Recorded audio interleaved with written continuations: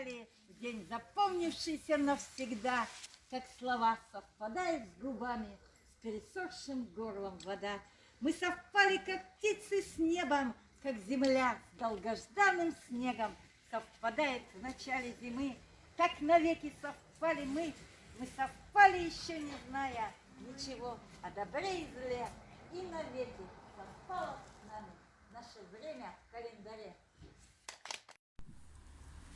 Әуелі біріне-бірі пәлез дейді. Не түсін, не ажарын, не өкпесін бұлдап, ол болмаса бір пәле салып, қорғалатып, әйтеуір бірін-бірі алдаудың аман іздеседі. Бұның қай жерінен бірлік шықты? Ырыс алды тірлік дейді. Ол қай тірлік? Ол осы жан кеудеден шықпағандық па? Жоқ, ондай тірлік итте де бар.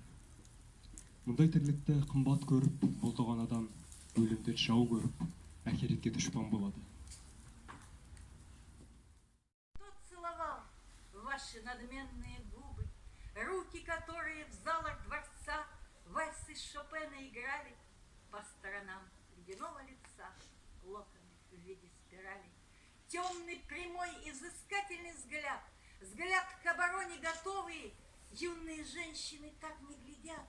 Юная бабушка, кто вы?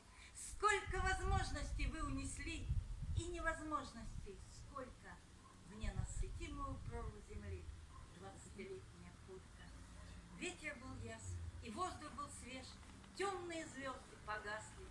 Юная бабушка, этот мятеж, сердце мое